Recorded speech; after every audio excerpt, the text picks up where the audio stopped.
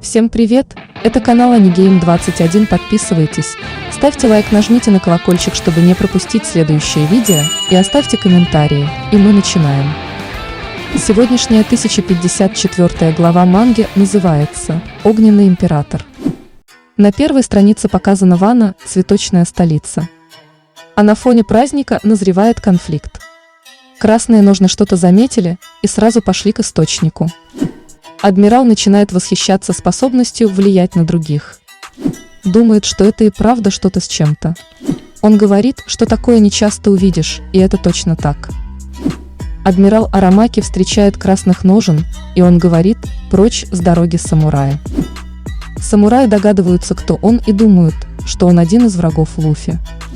Арамаки начинает говорить и злиться, еще вместе с этим использовать силу.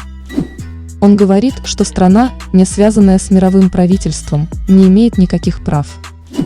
А самураи говорят, что он может злиться сколько влезет, потому что мир так устроен.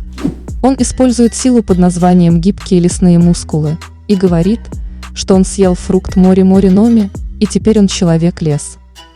Это логия самой природы, источник всего живого, как и океан. Арамаки хочет преподать им суровый урок. Он говорит, что дискриминация сохраняет стабильность. Адмирал говорит, что если все люди к этой стране умрут, это не нарушит никакие законы. Он хочет убить всех, чтобы добраться до Луфи. Ямато приходит на помощь и говорит, что он сейчас сказал только, что приводит ее в бешенство и атакует. Ему больно и говорит, что у нее довольно сильная воля. Ямато говорит, что люди этой страны 20 лет страдали от тирании и только что стали свободными, и поэтому она не хочет, чтобы он все испортил. Арамаки спрашивает, кто она такая, а Ямато отвечает, как ее зовут, и еще говорит, что она сын Кайдо. Адмирал удивился в том, что она сын Кайдо, потом приходит дракон Момоноски на помощь. Атака Момоноски не получился, он попытался сделать жаркое дыхание, как и Кайдо. Люди радуются, веселятся, пьют. Арамаки недоумений говорит, что это было. Люди Момоноски уверены в себе и ему. Момоноски атакует, говоря «неважно». Момоноски говорит ему «держись подальше от столицы» и кусает. Момо уверен в себе и говорит ему, что он не допустит страх в сердцах людей, потому что он это пообещал. Арамаки удивлен Момоноски-куном. Жестокая битва начинается между самураями и Момоноски против адмирала морского дозора. Момо говорит Ямате не вмешиваться. Все его люди удивлены. Воды возле Вано. Корабль Шанкса и его команда плывут к Луфи, услышав его великий подвиг. Он вспоминает, как они были здесь в Вано давным-давно. И думает, что Момо и Хиори уже должны быть взрослыми. Вся команда хочет встретиться с Луфи, Есоп с Усопом, а некоторые с Кидом. Шанкс смотрит постер розыска с Луфи и говорит: «Вы только посмотрите. Постер награды Луфи разыскивается живым или мертвым 3 миллиарда бели». Пошли флешбеки. И они напали на кого-то в море. А это оказались члены CP9. Их капитан Шанкс говорит: «Плевать, нападаем». И атакуют на них в море и берут на абордаж. Люди с корабля недоумевают, почему они напали них. А это фрукт Луфи, сила бога, но они этого не знают. Сейчас они приплыли тот самый остров, в котором жил и рос Луфи. Опять флешбэк встречи Луфи и Шанкса. Чото рассказывает. Теряет руку ради Луфи. И улыбается. Вспоминает, как она оторвалась. И держит больную руку. И улыбается. Люди Шанкса удивлены с тем, что их капитан и командиры знакомы с Луфи, и мелкие сошки боятся его. Оказывается, Шанкс не планирует встречаться с Луфи. И еще на их территории напал Бартоломео. Он жег флаг один из их кораблей и заменил на флаг Луфи. Один из командиров Шанкса говорит, что его репутация пострадает, если пустит это на самотек. Некоторые с ним соглашаются.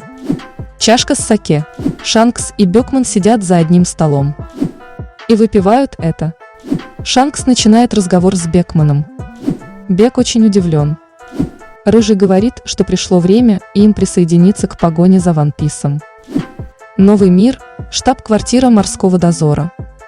Революционная армия бушует, и Сабо стал известен как Огненный император и стал героем для большей части людей этого мира. Поэтому дозор хочет как-то действовать, но оказывается для этого не хватает людей. Он убил короля Алабасты, Нефертари Кобру.